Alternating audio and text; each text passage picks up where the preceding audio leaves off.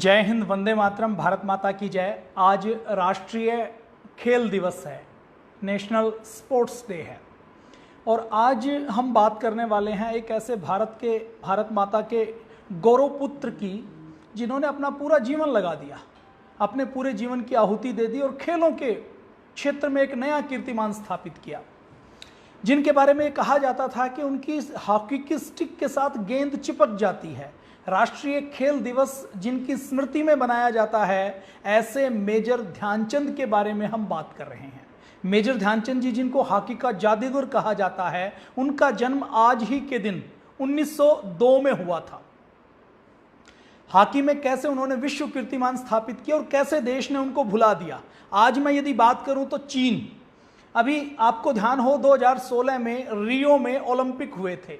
उन सारे ओलंपिक में हमारे केवल 2 मेडल आए थे और चीन के 70 से अधिक मेडल आए थे। तो उस समय चीन के चाइना पोस्ट ने, चीन के ग्लोबल टाइम्स ने हमारी भर भर के खिल्लियां उड़ाई थी। क्या कहा था कि 135 करोड़ की आबादी में केवल 2 मेडल आए और भारत के अंदर कोई चर्चा करने वाला नहीं है, कोई चिंता नहीं और इनको शर्म भी नहीं आती। और उसके बाद ग्लोबल टाइम्स ने हमारा मजाक उड़ाते हुए यह भी लिखा कि यदि भारत को कुछ सीखना है तो चीन से सीख सकता है, हम उनको सिखाने के लिए आ सकते हैं, हम उनको सिखा सकते हैं कि मेडल कैसे लाए जाते हैं, जीता कैसे जाता है। तो ये हमारे देश के लिए बहुत एक ऐसी स्थिति है, परिस्थिति है कि जिसमें हमें अपनी नजरों को नीचा करना पड़ता है। अपना भारत क्या था? चीन वो था जिसके पास 1960-70 तक जिसका एक मेडल नहीं आता था, और भारत वो था जिसने 1900 से ही शुरू करके मेडल जीतने शुरू कर दिए थे। 1928 का, 1932 का, 1936 का ये ओलंपिक तो ऐसे थे जिसमें हॉकी में गोल्ड मेडल लाने का काम भारत ने किया था। चीन कहीं दिखाई नहीं देता था। उस चीन ने 1970-80 के बाद अपनी पॉलिसी को चेंज किया और पॉलिसी को चेंज करके आज चीन ओलंपिक विनर की श्रेणी में टॉप 10 में शामिल है, टॉप 5 में शामिल है। तो चीन आज हमारा मजाक उड़ाता है। हम यदि मेजर ध्यानचंद को याद रखते, मेजर ध्यानचंद के रास्ते पर चलते, तो हमारी ये हालत नहीं हो सकती थी। मेजर ध्यानचंद जी को आज हम स्मरण करेंगे, उनको नमन करेंगे, उनको वंदन करेंगे, और कैसे भारत मेजर ध्यानचंद के रास्ते पर चलकर दोबारा से खेलों के मामले में भी पूरी दुनिया का नेतृत्व करने वाला हो सकता है। और देखिए, दुनिया में जितने खेल हैं, उन खेलों में से एक बड़ी लिस्ट उन खेलों की है जिनका आविष्कार भारत के अंदर हुआ। आपने महाभारत पढ़ी है, भगवान श्री कृष्ण के बारे में आप जानते हैं। भगवान श्री कृष्ण ने कालिया का मर्दन किया था, जो यमुना नदी में एक काले नाग के रूप में, राक्षस के रूप में रहता था। तो भगवान श्री कृष्ण यमुना नदी के अंदर बॉल लेने के लिए गए थे। उस समय से हमारे यहाँ फुटबॉल खेली जाती है, बॉल खेली जाती है। शतरंज का आविष्कार हमारे यहाँ हुआ, सांप सीढ़ी का आविष्कार हमारे यहाँ हुआ, धनुर्विद्या का आविष्कार हमारे यहाँ पर हुआ।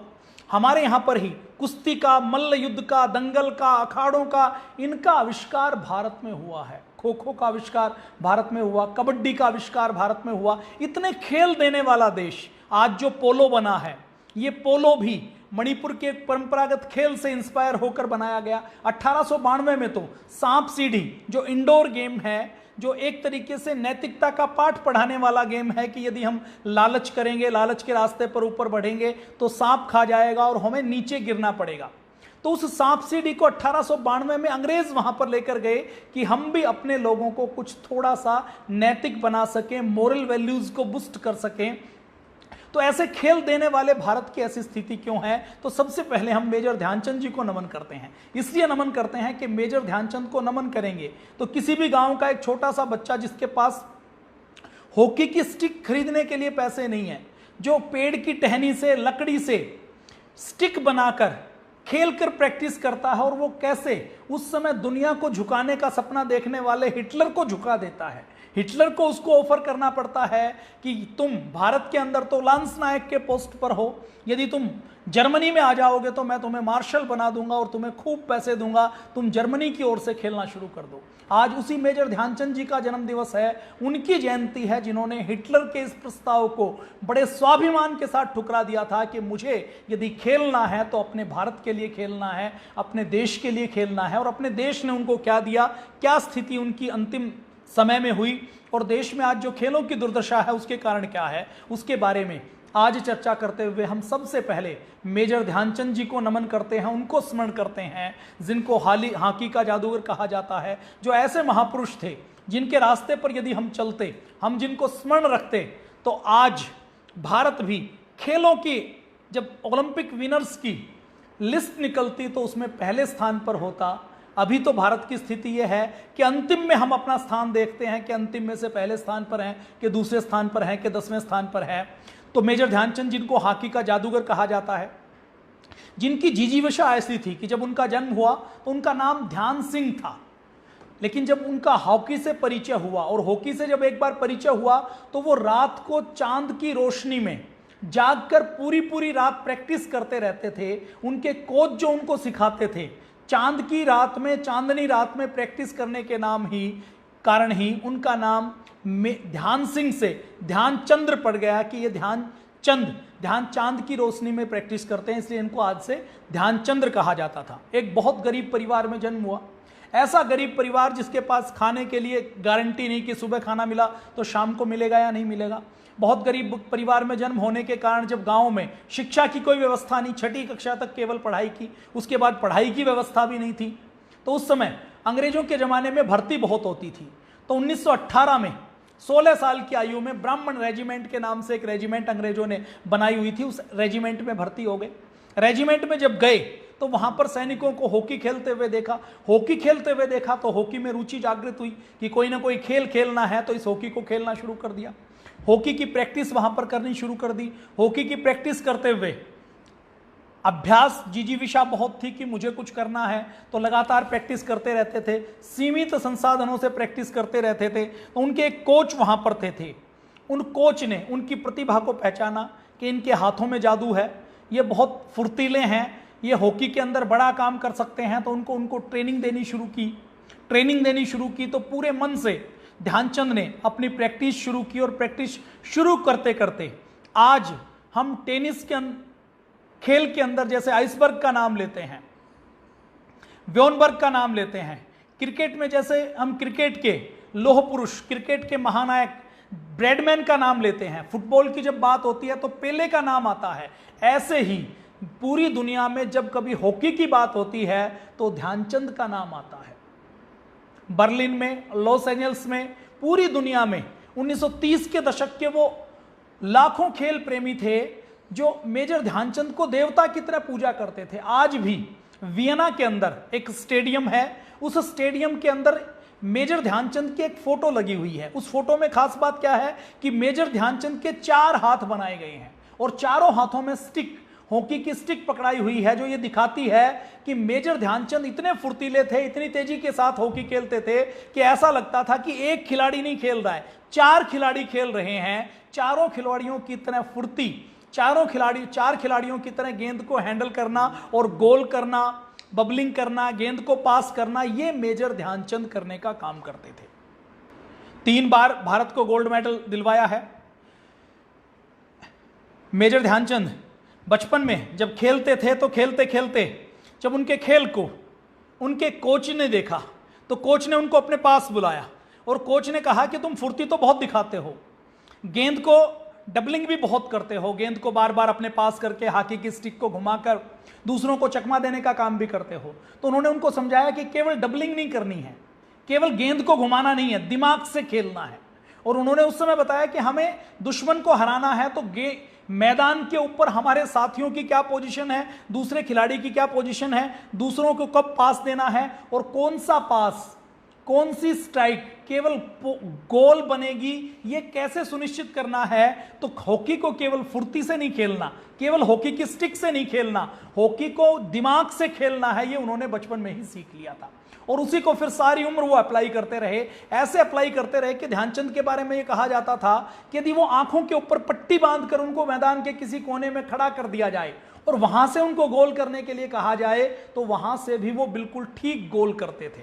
जैसे शतरंज का कोई खिलाड़ी शतरंज खेलता है तो शतरंज की 10, 12, 15 चालें वो अपने मस्तिष्क में पहले से ही सोच लेता है, ऐसे ही मैदान का एक एक इंच मेजर ध्यानचंद के मस्तिष्क के अंदर छप जाता था कि उनकी पोजीशन क्या है, दुश्मन के खिलाड़ियों, प्रतिद्वंदी खिलाड़ियों की पोजीशन क्या है, सहयोगी खिलाड़ियों की पोजीशन क्या है, और किस कॉर्नर से, किस गति से, कितनी फोर्स के साथ स्ट्रोक मारा जाए कि वो सीधा गोल बने।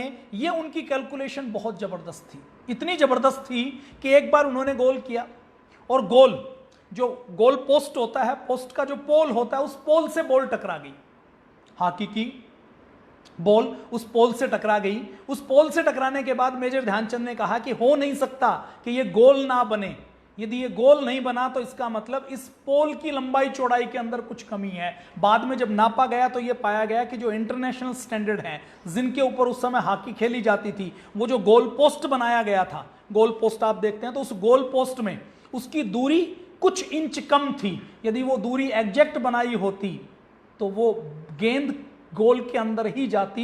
इतनी जबरदस्त कैलकुलेशन मेजर ध्यानचंद की थी। मेजर ध्यानचंद, मैंने बताया कि 16 साल की उम्र में ही खेलना शुरू कर दिया।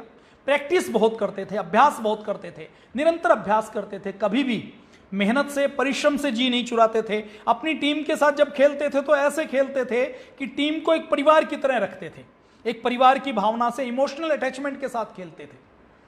हम उनके किस्सों की बात करेंगे मेजर ध्यानचंद के बारे में। ये कहा जाता है मेजर ध्यानचंद के बारे में कि वो उनकी स्टिक के साथ गेंद चिपक जाती थी। हॉलैंड में एक बार मैच चल रहा था। अब मेजर ध्यानचंद जब खेलते थे तो बॉल अपने आप उनके पास जाती थी, जैसे वो बॉल को जैसे हम चलाना चाहें वैसे वो बॉल चलती थी। तो खेलते खेलते हॉलैंड की टीम, जो उस समय ये माना जाता था कि हॉलैंड की टीम बहुत अच्छी है, और अभी भी हम बात करें तो पिछले 5, 7, 10 सालों की भी हम बात करें, वर्ल्ड लेवल के ऊपर हॉकी की देखते हैं तो हॉलैंड की टीम बहुत अच्छे देशों की टीम के अंदर आती है।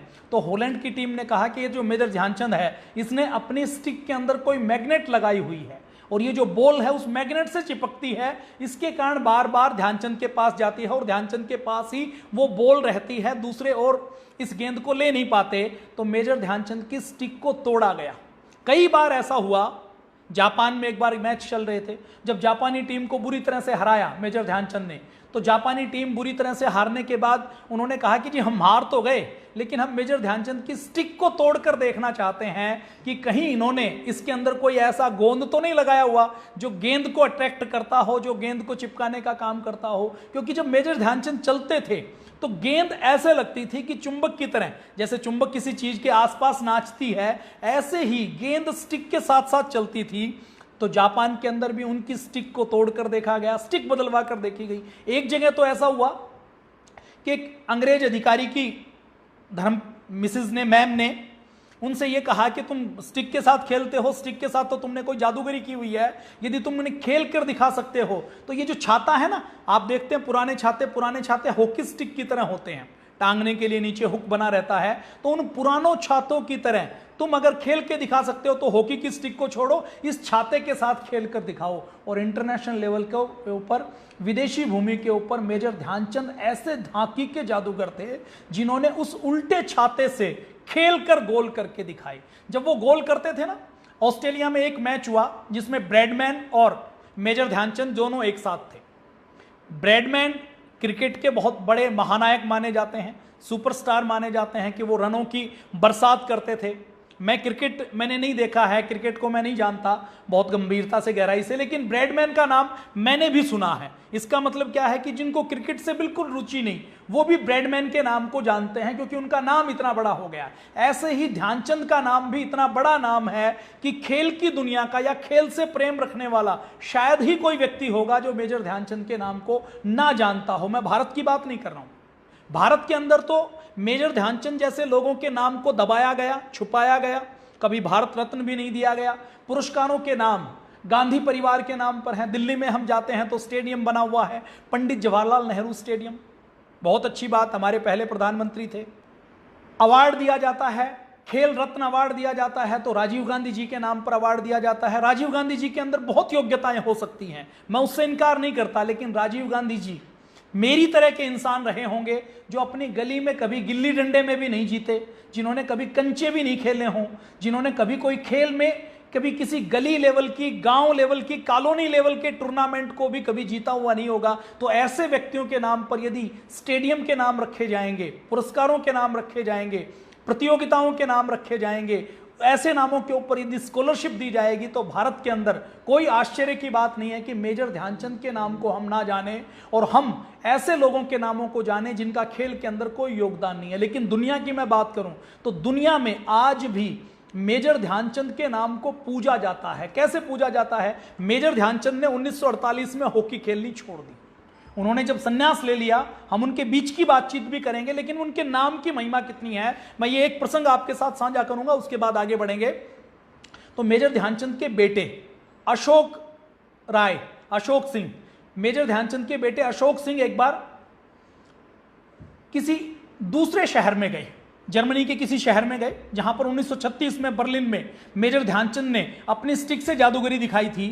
तो वो कहते हैं कि जिस स्टेडियम के अंदर मैं प्रैक्टिस कर रहा था वहां पर एम्बुलेंस के अंदर स्ट्रेचर के ऊपर मिलने के लिए मुझसे एक जर्मन का व्यक्ति आया और उसने पूछा कि अशोक सिंह कौन है, मेजर ध्यानचंद के बेटे कौन है, मुझे उनसे मिलना। वो जब मिले तो स्ट्रेचर के ऊपर आए हुए व्यक्ति ने उनको वो कटिंग दिखाई 1936 की, 36 साल पहले की कटिंग दिखाई कि देखो तुम्हारे पिताजी ऐसे थे, मेजर ध्यानचंद ऐसे खेलते थे, ऐसे गोल करते थे, ऐसे उस समय उनके बारे में अखबारों में छापा गया था कि जादू, जादू की छड़ी, जादूगर, और पूरा बर्लिन शहर उमड़ आया था। 40,000 लोग उस समय फाइनल में जब जर्मनी और भारत का मैच था, बर्लिन का ओलंपिक था 1936 में, जब हिटलर देखने के लिए आया हुआ था तो 40,000 लोगों से स्टेडियम खचाखच भरा हुआ था। तो उस समय की वो सारी बातें उनसे करते हैं और उनको बताते हैं कि आपके पिताजी पूरी दुनिया के सबसे महान खिलाड़ी रहे हैं।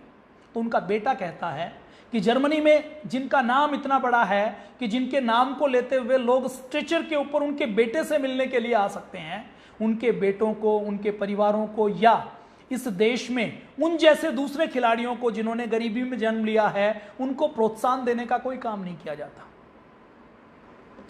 तो इतना बड़ा मेजर ध्यानचंद जी का नाम रहा है। तो मेजर ध्यानचंद जी ऐसे बड़े महानायक थे, महाखिलाड़ी थे।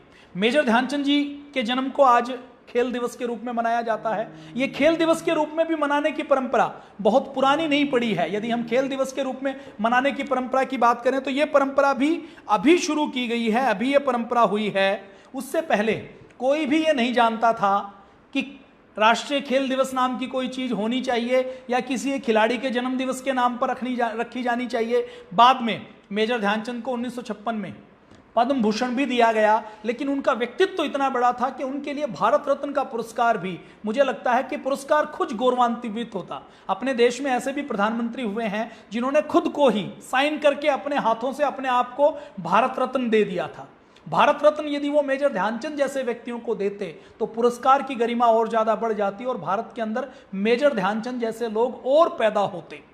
मेजर ध्यानचंद की प्रतिभा ऐसी थी, इतनी प्रतिभा थी कि मेजर ध्यानचंद जब ग्राउंड के ऊपर खेलते थे तो ग्राउंड के किसी भी कोने में खड़े होकर वो गोल कर सकते थे। मेजर ध्यानचंद जब खेलते थे तो ग्राउंड पूरा एक एक इंच उनके मस्तिष्क के अंदर छपा रहता था। जैसे शतरंज खेलते हैं तो उस शतरंज की तरह छपा रहता था। वो जर्मनी में बर्लिन में जब खेलने के लिए गई, कितनी स्किल थी उनकी। उन्होंने एक फ्रेंडली मैच जर्मनी की टीम के साथ खेला।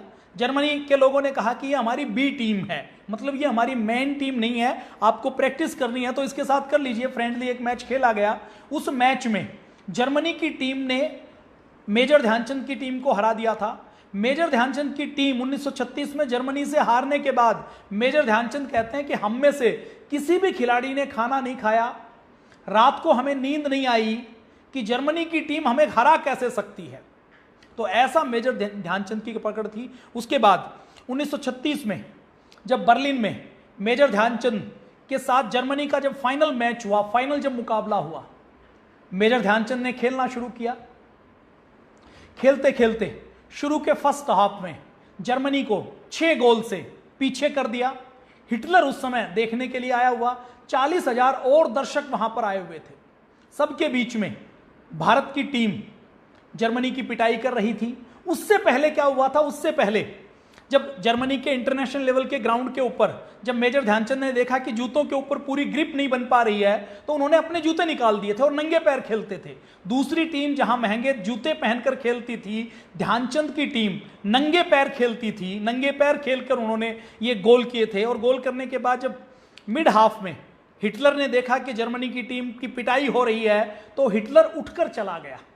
हिटलर के जाने के बाद वहां की, अब देखिए हिटलर का 1936 का समय क्या है, उग्र राष्ट्रवाद का समय है। हिटलर ने जो ओलंपिक गेम प्रायोजित करवाए थे वो केवल दिखाने के लिए करवाए गए थे कि जर्मनी अब वर्ल्ड पावर बन रही है। खूब पानी की तरह पैसा खर्च किया गया था और हिटलर को यह लगता था कि ओलंपिक खेलों में भी जर्मनी की जीत होनी चाहिए।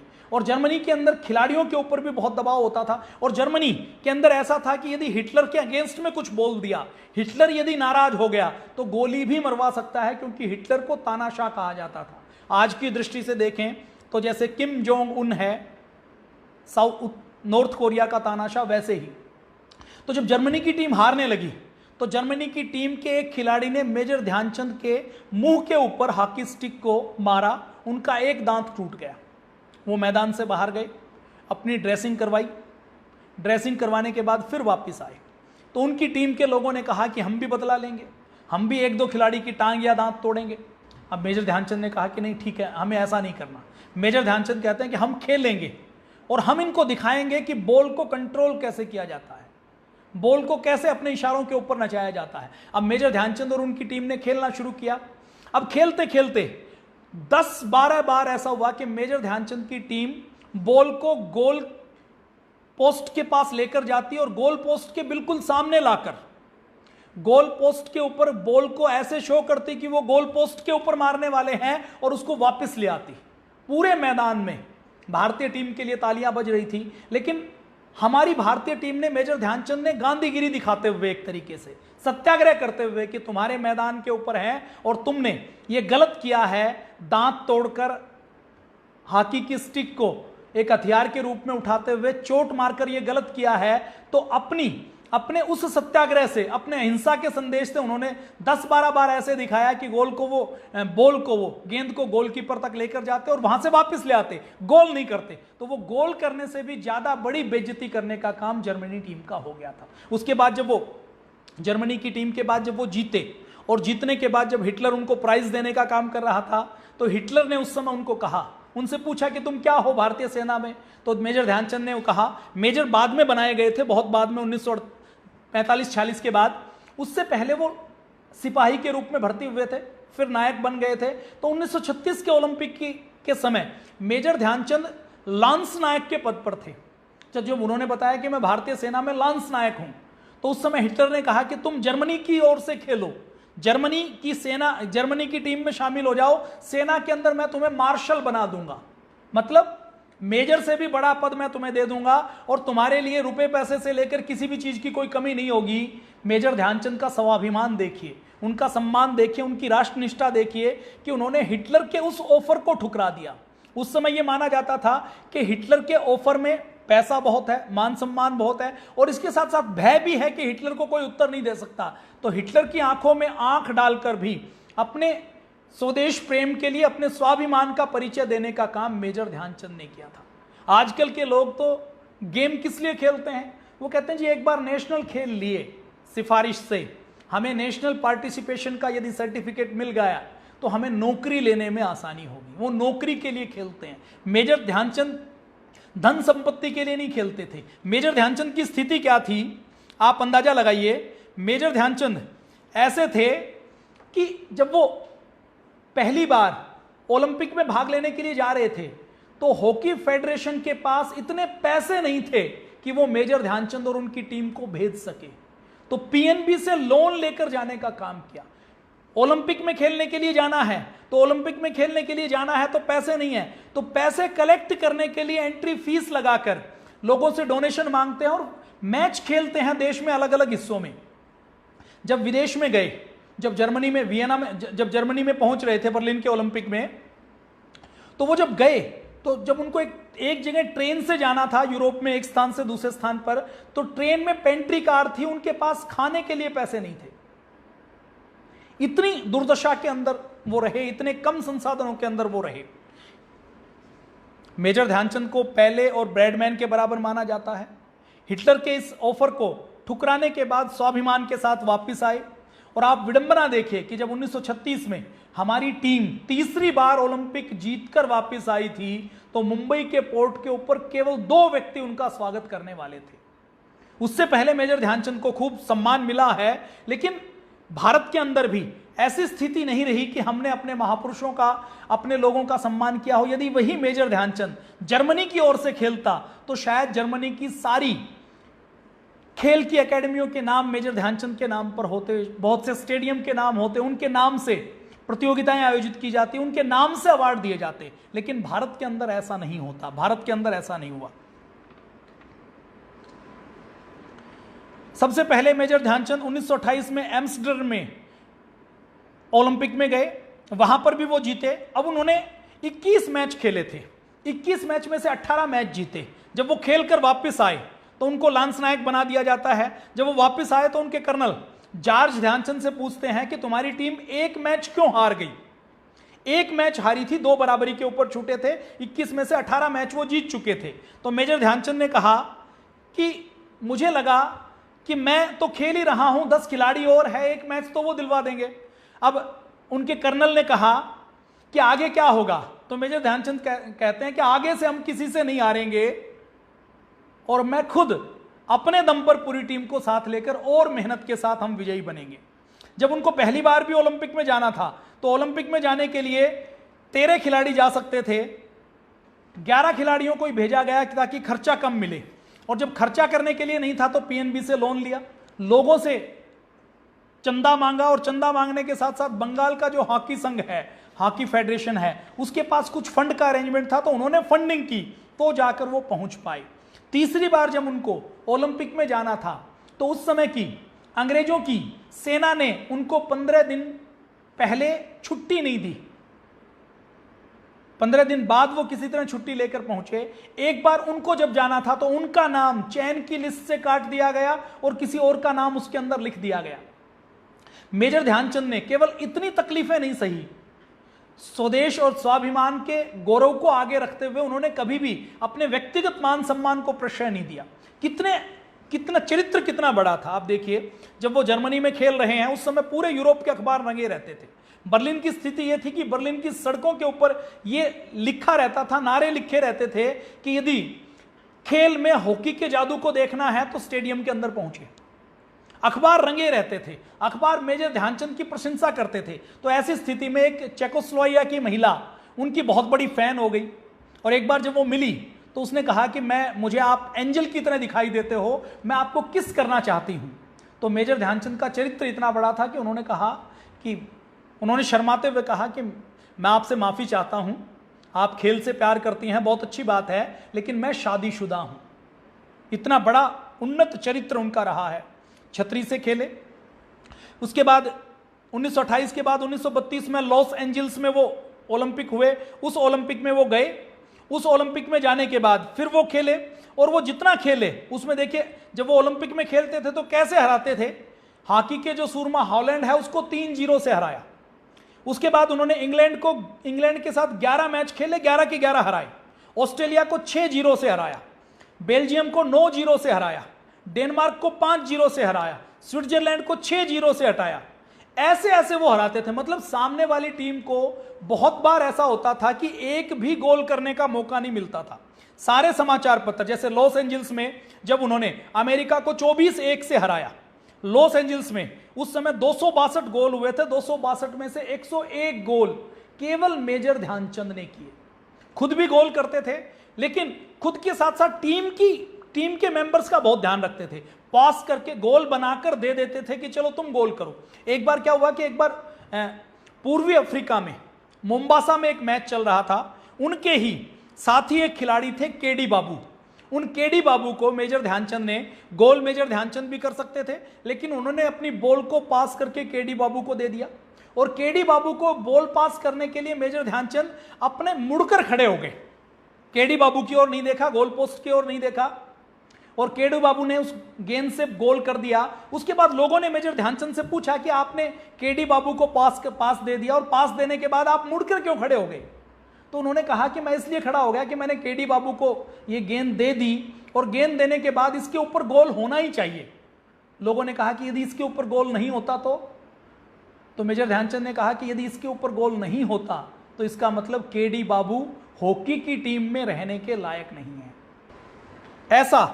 ऐसी हॉकी मेजर ध्यानचंद खेलते थे। तो 101 गोल खुद किए, अमेरिका को 24-1 से हराया, और अमेरिका के समाचार पत्रों में उस समय छापा मेजर ध्यानचंद के बारे में कि इंडियन हॉकी टीम एक पूर्व से आया हुआ तूफान थी। उसने अपने पूरे वेग से अमेरिकी टीम के 11 खिलाड़ियों को कुचल दिया, अमेरिका की हॉकी टीम को ताश के पत्तों की तरह हवा में उड़ा दिया। ऐसा मेजर ध्यानचंद के बारे में अमेरिका के समाचार पत्र 1932 के ओलंपिक में लिखते हैं। आज हम ओलंपिक के एक पदक को तरस जाते हैं। जब बर्लिन के ओलंपिक में जाने वाले थे तो 3rd क्लास के डिब्बे में सफर करते हैं। एक बार हॉकी खेलते खेलते उनकी तबीयत बहुत खराब थी, मैच होने वाला था, पेचिस हो रखी थी, उठने की हिम्मत नहीं थी। जब उनके कोच ने, उनके मैनेजर ने कहा कि ध्यानचंद आपकी तबीयत ठीक नहीं है, आप रेस्ट कर लीजिए, तो मेजर ध्यानचंद ने कहा कि यदि देश के सम्मान की बात है, देश के स्वाभिमान की बात है, तो मैं एक सिपाही हूं और मैं जब तक मेरा अंतिम दम है तब तक मैं रुक नहीं सकता। मेरे शरीर के अंदर हिम्मत नहीं है, लेकिन मैं अपने खिलाड़ी की यूनिफॉर्म को पहनूंगा और हॉकी की स्टिक उठाऊंगा और मैं खेलूंगा। इतना खेल के प्रति उनका डेडिकेशन था।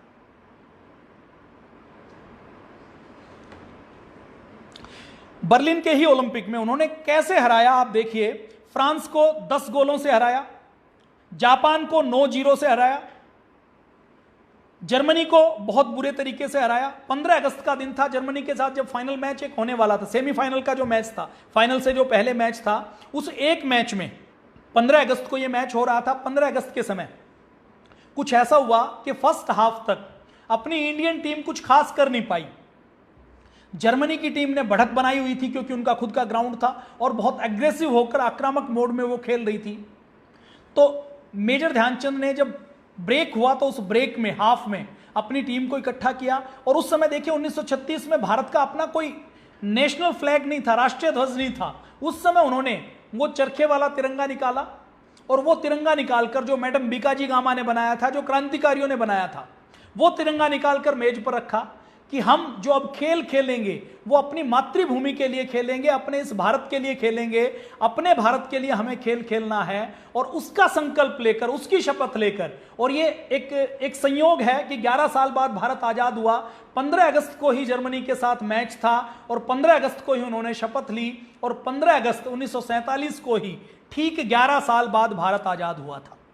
तो ड्रेसिंग रूम में उन्होंने अपने तिरंगे को, उस समय यूनियन जैक के अंडर में भारत था, ब्रिटेन के अंडर में भारत था, तो भी उनके मन में आज़ादी के प्रति, अपने तिरंगे के प्रति कितना सम्मान था।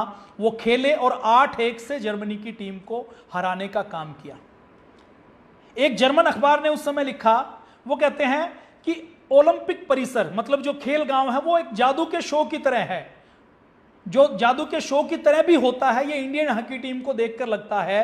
पूरे बर्लिन की सड़कों पर पोस्टर लगे हुए थे जिसमें बड़े बड़े अक्षरों पर लिखा हुआ था कि हॉकी स्टेडियम में जाएं और भारतीय जादूगर के करतब देखें। ये ध्यानचंद के बारे में लिखा हुआ है। तो ऐसे मेजर ध्यानचंद थे। मेजर ध्यानचंद के उस समय के जो हॉकी के मैदान में वो हुनर दिखाते थे, उस समय जो जर्मनी के साथ मैच हुआ था, उस मैच में ये जब वो दिखाते थे तो उसके बारे में जो हॉकी के एक्सपर्ट हैं वो ये कहते थे कि ये हॉकी के जादूगर हैं, इनकी कलाइयों में, और ये ड्रिबलिंग के चैंपियन हैं। लेकिन जो उनको जानने वाले हैं वो ये बताते थे कि मेजर ध्यानचंद केवल ड्रिबलिंग नहीं करते थे, केवल स्टिक या कलाई के दम पर या अपने पैरों की ताकत के बल पर नहीं खेलते थे। वो पूरे मैदान में अपनी पोजीशन क्या है, दूसरी टीम के खिलाड़ियों की पोजीशन क्या है, और दिमाग से बहुत ज्यादा खेलते थे। उनकी तुलना करते हुए वो कहते हैं कि कभी कभी वो ऐसा शॉट लगाते थे कि जैसे 1986 के वर्ल्ड कप में माराडोना ने जो शॉट लगाया था, 30 गज लंबा जो पास दिया था, वैसा ही ब्लाइंड एंगल से शॉट लगाने के मेजर ध्यानचंद मास्टर थे, ये कहा जाता है। जर्मनी के अखबार और कैसे लिखते थे? जर्मनी के अखबार मेजर ध्यानचंद के बारे में ये लिखते थे। जर्मनी का एक अखबार है मॉर्निंग पोस्ट, वो लिखता है कि बर्लिन लंबे समय तक भारतीय टीम को याद रखेगा। भारतीय टीम ने इस तरह से हॉकी खेली है मानो वो स्केटिंग रिंग पर दौड़ रहे हो, और उनके स्टिक वर्क ने जर्मनी की पूरी टीम को और पूरे जर्मन को अभिभूत कर दिया है। ये उनके बारे में लिखते हैं। म्यूनिक में फिर उनके बेटे के साथ स्ट्रेचर के ऊपर व्यक्ति मिलने के लिए आता है और मेजर ध्यानचंद की उनके 36 साल बाद 1972 में तारीफ करता है। इसके बारे में हमने बता दिया आपसे, हमने बातचीत की है। ब्रैडमैन के साथ वो केवल एक बार मिले ऑस्ट्रेलिया में। जब वो ब्रैडमैन से मिले तो ब्रैडमैन से मिलने के बाद जब ब्रैडमैन ने उनका मैच देखा तो मैच देखने के बाद वो कहा कि वो मेजर ध्यानचंद ऐसे गोल करते हैं जैसे क्रिकेट में रन बनाया जाता है। देखिए, क्रिकेट में रन बनाना बड़ा आसान है। कैसे आसान है कि क्रिकेट में गेंद आएगी, हिट करना है, दौड़ना है तो केवल 20-30 गज तक दौड़ना है, चौका भी लगाया जा सकता है, छक्का भी लगाया जा सकता है। प्लेयर के हाथ में बैट केवल एक प्लेयर के हाथ में होता है और हॉकी के अंदर 22 प्लेयर हैं तो 22 के 22 प्लेयर गेंद लेने की कोशिश करते हैं और ग्राउंड बहुत बड़ा है तो हर खिलाड़ी के गोल करने के चांसेस बहुत कम होते हैं। तो जॉन ब्रैडमैन जब ऑस्ट्रेलिया के एडिलेड में 1935 में मेजर ध्यानचंद को खेलते हुए देखता है तो जिसको क्रिकेट का भगवान कहा जाता है, उसकी टिप्पणी है कि मेजर ध्यानचंद गोल ऐसे करते हैं जैसे क्रिकेट में रन बनाया जाते हैं। और मेजर ब्रैडमैन आगे कहते हैं कि ध्यानचंद ने इस दौरे में 48 मैचों में 201 गोल दागे हैं। तो ब्रैडमैन कहता है कि मैं ये सोचता हूं कि ये किसी हॉकी खिलाड़ी ने बनाए हैं गोल या किसी बल्लेबाज ने रन बनाए हैं। रन बनाना आसान है, गोल करना आसान नहीं है। तो ऐसे गोल करने का काम मेजर ध्यानचंद करते थे। मेजर ध्यानचंद के बारे में एक और किस्सा बहुत कहा जाता है, बड़ी उसकी चर्चा आती है मेजर ध्यानचंद के बारे में। उनकी देखिए, किसी भी खिलाड़ी, कोई नायक, कोई महानायक कितना बड़ा है उसके बारे में तब पता लगता है कि उसके बारे में स्टोरीज कितनी हैं, किंवदंतियां कितनी जुड़ी हुई हैं, उसके बारे में कितनी कहानियां फैली हुई हैं। तो मेजर ध्यानचंद के बारे में किंवदंतियां बहुत फैली हुई है, कहानियां बहुत फैली हुई हैं और सारी कहानियां सच हैं। वियना की मूर्ति की कहानी हो, उनका खेलने की कहानी हो, उनके जूते उतारने की कहानी हो, स्टिक के साथ उनकी गेंद को चिपकने की कहानी हो। अभी भी आप जब झांसी जाते हैं, मूल रूप से वो झांसी के रहने वाले थे, तो झांसी जब आप जाते हैं तो आप देखते हैं कि झांसी के अंदर एक पहाड़ है, बाहर एक छोटी सी पहाड़ी है, उस पहाड़ी के ऊपर एक बड़ी सी मूर्ति मेजर ध्यानचंद की लगी हुई है। मेजर ध्यानचंद को देश के लोगों ने खूब सम्मान दिया। देश के लोगों में देश में जो खेल से प्यार करने वाले लोग हैं वो आज भी मेजर ध्यानचंद, देखिए मेजर ध्यानचंद की कोई पॉलिटिकल विरासत नहीं है। मेजर ध्यानचंद ने कोई जाति की राजनीति नहीं की। मेजर ध्यानचंद ने कोई भी अपनी जाति के नाम पर, दलित के नाम पर, स्वर्ण के नाम पर कोई वोट बैंक बनाने का काम नहीं किया। लेकिन आज भी सरकारों के सामने देश के जागरूक खेल प्रेमी आज भी आवाज उठाते हैं कि यदि मेजर ध्यानचंद को भारत रत्न का पुरस्कार नहीं दिया गया तो भारत रत्न की गरिमा इससे कम होती है। भारत रत्न की गरिमा तभी बढ़ेगी जब मेजर ध्यानचंद जैसे लोगों को, ऐसे महानायकों को जब यह पुरस्कार दिया जाएगा। मेजर ध्यानचंद ऐसे व्यक्ति थे जो आंख के ऊपर यदि पट्टी भी बांध दी जाए तो आंख के ऊपर पट्टी बांध कर भी ग्राउंड के ऊपर खेल सकते थे और ग्राउंड पर खेलते खेलते वो गोल कर सकते थे। ऐसे मेजर ध्यानचंद थे। जॉन ब्रैडमैन के बारे में हमने बातचीत की। मेजर ध्यानचंद ने फिर 1948 में संन्यास ले लिया। संन्यास लेने के बाद मेजर ध्यानचंद ने हॉकी के खिलाड़ियों की टीम को तैयार किया। हॉकी के खिलाड़ियों की टीम को तैयार करते हुए उन्होंने और दूसरे खिलाड़ियों को तैयार किया। और मेजर ध्यानचंद के जो भाई थे रूप सिंह, वो भी बहुत अच्छे हॉकी के प्लेयर थे। मेजर ध्यानचंद के बेटे वो भी हॉकी के बहुत अच्छे प्लेयर थे। बाद में मेजर ध्यानचंद की तबीयत खराब हो गई। बीच में एक बार गुरदेव सिंह नाम के कमेंटेटर होते हैं, हॉकी से प्रेम करने वाले, हॉकी के ऊपर लिखने वाले रिपोर्टर, एक बार उनसे मिलने के लिए झांसी गए। झांसी में जाकर उन्होंने उनके घर पर पहुंचे, घर पर उनसे इंटरव्यू लिया, बहुत अच्छे से मिले और इंटरव्यू लिया। 1 घंटे का इंटरव्यू दिया उन्होंने, खूब मन से इंटरव्यू दिया। इंटरव्यू देने के बाद गुरदेव सिंह कहते हैं कि मेरे पास कैमरा है, मैं दद्दा आपके साथ एक फोटो लेना चाहता हूं। मेजर ध्यानचंद को सब लोग हॉकी से जो प्रेम करते हैं वो सब दद्दा कहते थे कि दद्दा मैं आपका एक फोटो लेना चाहता हूं, आपके साथ मैं अपना फोटो लूं या केवल आपका फोटो लूं। तो मेजर ध्यानचंद ने गुरदेव सिंह को फोटो लेने से मना कर दिया। अब गुरदेव सिंह बाद में, मेजर ध्यानचंद के जाने के बाद, जब 1979 में 3 दिसंबर को मेजर ध्यानचंद जी ने अपने अंतिम सांस ली, स्वर्गवासी हो गए, तो उस समय उन्होंने कहा कि मेजर ध्यानचंद ने उस समय फोटो लेने के लिए इसलिए मना किया था कि मेजर ध्यानचंद से जब मैंने पूछा कि दादा आप फोटो के लिए क्यों मना करते हो, तो उन्होंने देखा कि मेजर ध्यानचंद एक फटी सी पैंट पहने हुए हैं, फटी सी कमीज पहने हुए हैं। तो मेजर ध्यानचंद ने कहा कि यदि मेरी ऐसी फोटो अखबार में छपेगी तो इस फोटो को देखकर लोग क्रिकेट की तरफ तो जाएंगे लेकिन हॉकी की तरफ नहीं आएंगे कि हॉकी के अंदर तो ऐसा ही मान सम्मान मिलता है, जो 3-3 बार ओलंपिक को जीत चुका है वो यदि फटी हुई कमीज और फटी हुई जींस पहनता है तो इसका मतलब हमें हॉकी नहीं खेलनी चाहिए, हमें तो क्रिकेट जैसा खेल खेलना चाहिए। तो ऐसी विडंबना मेजर ध्यानचंद के पास रही उस समय, क्योंकि वो एक सैनिक थे। तो जो अंतिम समय में उनके बेटे बताते हैं, वो कहते हैं कि अंतिम समय में 2-4-5 हजार रुपए उनको मिले, वो 2 बेटों की शादी करते करते खर्च हो गए। फिर उनकी जो परिवार में बहनें और बेटियां थी उनकी शादियां नहीं कर पाए, उसमें दिक्कत आई। और उसके बाद अंतिम समय में उनको ऐसा लगने लगा कि जब एक डॉक्टर के पास वो आए और डॉक्टर ने उनसे पूछा कि भारत में हॉकी को आप कैसे देखते हो, हॉकी का भविष्य क्या है, तो मेजर ध्यानचंद ने कहा कि भारत से हॉकी खत्म हो चुकी है। जब डॉक्टर ने कहा कि ऐसा क्यों, तो मेजर ध्यानचंद ने कहा कि हमारे लड़के या जो हॉकी के नए खिलाड़ी आ रहे हैं वो केवल खाना चाहते हैं, केवल नौकरी चाहते हैं, वो मेहनत नहीं करना चाहते, परिश्रम नहीं करना चाहते। तो मेजर ध्यानचंद को यह दुख था। यदि मेजर ध्यानचंद की हॉकी की 3 गोल्ड मेडल से प्रेरणा लेते हुए यदि कोई ऐसी योजना 1947 में ही बना ली जाती तो आज भारत एक गोल्ड मेडल के लिए तरसने का काम नहीं करता। मेजर ध्यानचंद को लास्ट में फिर कैंसर की बीमारी हो गई। कैंसर की बीमारी हो गई तो क्योंकि आर्थिक स्थिति बहुत मजबूत नहीं है तो ट्रेन से दिल्ली आए। जब झांसी में इलाज नहीं हो पाया तो ट्रेन से जब दिल्ली एम्स में आए तो उनको जनरल वार्ड में डाल दिया गया। कुछ खेल प्रेमी वहां पर पहुंचे, उन्होंने देखा कि हॉकी के ऐसे महानायक की ऐसी दुर्गति है तो उन्होंने आवाज उठाई, समाचार पत्रों में लेख लिखे, तो फिर उनको शिफ्ट करके थोड़े से अच्छे कमरे में शिफ्ट किया गया। लेकिन तब तक कैंसर ज्यादा फैल चुका था। पूरे देश व दुनिया के लोग उस समय तक मेजर ध्यानचंद को कहते थे कि आप कोई प्रोग्राम बनाइए वर्ल्ड टूर का, आप हमारे देश में आइए, आप हमारे यहां कोचिंग देकर हमारी नई पीढ़ी को, हमारे खिलाड़ियों को तैयार करने का काम करें। यह पूरी दुनिया से मेजर ध्यानचंद के बारे में कहा जाता था। लेकिन मेजर ध्यानचंद अंतिम समय में बीमारी से इतने उलझ चुके थे, इतने टूट चुके थे कि उन्होंने उन सबको मना कर दिया। और 3 दिसंबर 1979 में 1979 में मेजर ध्यानचंद ने अंतिम सांस ली। और अंतिम सांस लेने के बाद मेजर ध्यानचंद के साथ ही भारतीय क्रिकेट का यह जादूगर इस देश को छोड़कर चला गया। आज हम एक मेडल के लिए तरसते हैं। मेजर ध्यानचंद के बेटे थे अशोक सिंह। अशोक सिंह मेजर ध्यानचंद की तैयारियों में लगे हुए थे। मेजर ध्यानचंद के अंतिम समय में कैंसर के ट्रीटमेंट में लगे हुए थे। 1980 में मास्को में ओलंपिक होने वाला था। उस मास्को के ओलंपिक में मेजर ध्यानचंद के बेटे अशोक राय का नाम काट दिया गया। और भारत के अंदर आप देखेंगे तो राजनीति बहुत चलती है। ओलंपिक के लिए, खेलों के लिए जाते हैं तो जाने में चैन उसी का होता है जो किसी नेता का रिश्तेदार हो। 90% की बात करता हूं, 10%, 5% तो अच्छे लोगों का भी चयन गलती से हो जाता है, या उनका पुरुषार्थ इतना बड़ा होता है कि उनको लिस्ट से काटना संभव नहीं हो पाता, तो वो हो पाता है। तो पिताजी की मौत के बाद उनका नाम भी काट दिया गया।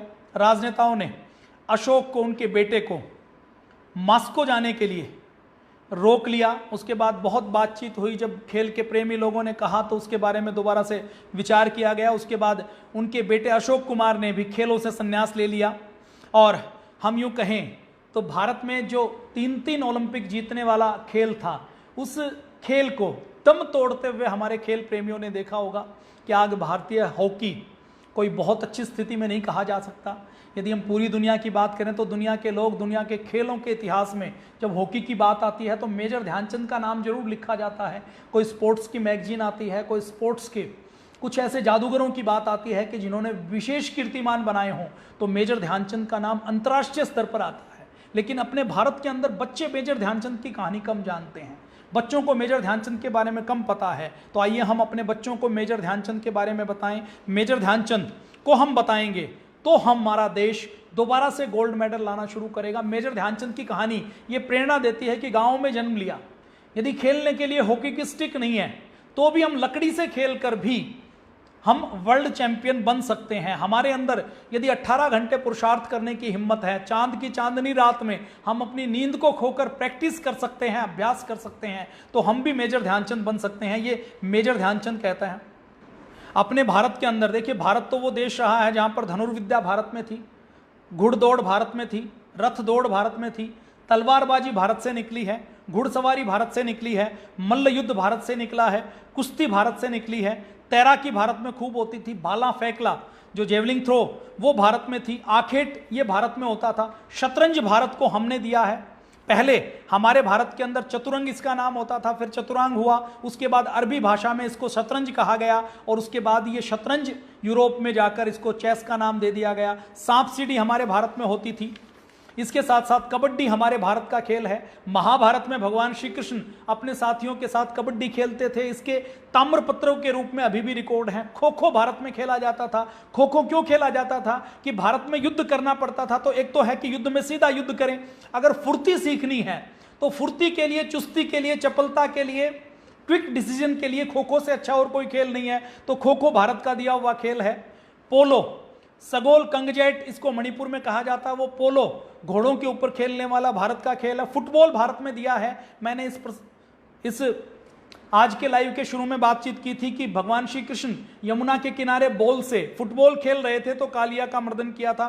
तीरंदाजी भारत का सबसे पुराना खेल है। अर्जुन जैसे तीरंदाज रहे हैं, एकलव्य जैसे तीरंदाज रहे हैं जिन्होंने कुत्ते के मुंह को भोंकने के कारण बंद कर दिया था तीर से। कुत्ता मरा भी नहीं लेकिन उसका मुख बंद हो गया था। कुश्ती भारत का खेल रहा है। अखाड़ों की परंपरा भारत की रही है। निर्वाणी अखाड़ा, निरंजनी अखाड़ा, अटल अखाड़ा, आह्वान अखाड़ा, अग्नि अखाड़ा, आनंद अखाड़ा। हॉकी भारत का खेल रहा है। हॉकी कहां से निकला? 2000 साल पहले ईरान जो पहले पारस देश कहा जाता था, पारस से कहा जाता था, जो हमारे अखंड आर्यावर्त का हिस्सा था, जिसको प्राचीन समय में महाभारत काल में कंबोज कहा जाता था, वहां से हॉकी निकला। तो आज चीन हमारा मजाक उड़ाता है। वो कहता है कि 135 करोड़ के भारत में 2 ओलंपिक आए और भारत के लोग इसके ऊपर चर्चा भी नहीं करते, इसको शर्म की बात भी नहीं मानते, इसके बारे में ये भी नहीं सोचते कि इसको हम कैसे सुधार करेंगे। चाइना का चाइना पोस्ट, ग्लोबल टाइम्स, वो कहता है कि भारत के लोगों को यदि मेडल कैसे चाहिए तो हमसे ट्रेनिंग ले ले, हमसे सीख ले। तो चीन को यह कहने की हिम्मत क्यों पड़ी? क्योंकि हमने ध्यानचंद को भुला दिया। तो आज हमें ध्यानचंद को याद करना है और ध्यानचंद को याद करते हुए यदि हमने केवल एक संकल्प ले लिया कि किसी भी खेल की फेडरेशन के ऊपर, किसी खेल की एसोसिएशन में किसी भी राजनेता के घुसने के ऊपर पाबंदी होगी और खेल की एसोसिएशन और फेडरेशन के ऊपर केवल खिलाड़ियों को, केवल चैंपियंस को, केवल जिन्होंने अपना जीवन में खेल को जिया है उनको ही कोच बनाया जाएगा, उनको ही प्रधान बनाया जाएगा, उनको ही अध्यक्ष बनाया जाएगा, उनको ही चेयरमैन बनाया जाएगा। और अपने भारत में कलमाड़ी जैसे किसी व्यक्ति को, किसी भ्रष्टाचारी व्यक्ति को किसी ओलंपिक एसोसिएशन का, किसी स्टेट की फेडरेशन का हेड नहीं बनाया जाएगा, चेयरमैन नहीं बनाया जाएगा। उसी दिन से अपने भारत के अंदर खेलों के अंदर सुधार होना शुरू हो जाएगा। देखिए, ब्रिटेन के अंदर 1980 से पहले कोई बहुत ज्यादा पदक नहीं आते थे, तो ब्रिटेन में पदक लाने के लिए पूरी पॉलिसी बनाई, पॉलिटिक्स से खेलों को अलग किया। और पॉलिटिक्स से अलग करने के साथ साथ उन्होंने उनके यहाँ जो लॉटरी खेली जाती है, उस लॉटरी से जो टैक्स आता था, उस टैक्स को केवल खिलाड़ियों के डेवलपमेंट में, खेल के ऊपर खर्च कर दिया। आज नतीजा आप देखते हैं कि यूके जो छोटा सा देश है, उस छोटे से देश का पदकों की संख्या में हम देखते हैं तो पॉपुलेशन के हिसाब से कई गुना ज्यादा उनका बहुत अच्छा प्रदर्शन होता है, क्योंकि उन्होंने लॉटरी के पूरे पैसे को, बजट को उसमें लगा दिया और उस बजट में वो 1% भी भ्रष्टाचार को बर्दाश्त करने का काम नहीं करते। अपने यहां तो कॉमनवेल्थ गेम की मेजबानी इसीलिए की गई थी कि सबको खाने का मौका मिलेगा। 200 रुपए का टॉयलेट पेपर 20-20 हजार रुपए में बेचा गया। तो ऐसे कलमाड़ी जैसे लोगों को, ऐसे भ्रष्टाचारी लोगों को हमें खेल से बाहर निकालना पड़ेगा। खेल से भाई भतीजावाद को बाहर निकालना पड़ेगा, खेल से नेताओं को बाहर निकालना पड़ेगा। ऐसे ऐसे थुलथुल लोग, ऐसे ऐसे लोग जो 10 कदम चल नहीं सकते, वो ओलंपिक फेडरेशन के चेयरमैन बने हुए हैं, अध्यक्ष बने हुए हैं। वो तय करते हैं कि कौन खेलने के लिए जाएगा। और वो जिसको एमएलए एमपी का चुनाव लड़ना हो, जो गहरे स्वार्थ के दलदल में धंसा हुआ हो, जिसका कोई नैतिक चरित्र नहीं हो, जिसके अंदर कोई सम्मान, स्वाभिमान, राष्ट्रभक्ति की भावना नहीं हो, वो कभी भी खेलों में देश का कल्याण करने का काम नहीं आ सकता। यदि हम ऐसे लोगों को आगे रखेंगे तो 125 करोड़ के भारतीयों में 1-2 मेडल गलती से आएंगे। हमें यदि बदलना है तो मेजर ध्यानचंद जैसे लोगों को आगे रखना पड़ेगा, उनको याद करना पड़ेगा, उनको स्मरण करना पड़ेगा। तो मेजर ध्यानचंद जी की जयंती पर आज हम उनको स्मरण करते हैं। इस कहानी को कहने का उद्देश्य क्या है कि आप और हम खेलों की स्थिति को समझें, आप और हम मेजर ध्यानचंद जैसे उन गुमनाम महानायकों को याद करें जिनकी बदौलत ये भारत दोबारा से उठ सकता है, जो हमारे प्रेरणा पुरुष हैं और जिनको स्मरण करके भारत दोबारा से विश्व गुरु भारत बन सकता है, तो मेजर ध्यानचंद जी की जयंती पर उनको हम शत नमन करते हैं, वंदन करते हैं, प्रणाम करते हैं। आज के लिए इतना ही। जय हिंद, वंदे मातरम, भारत माता की जय।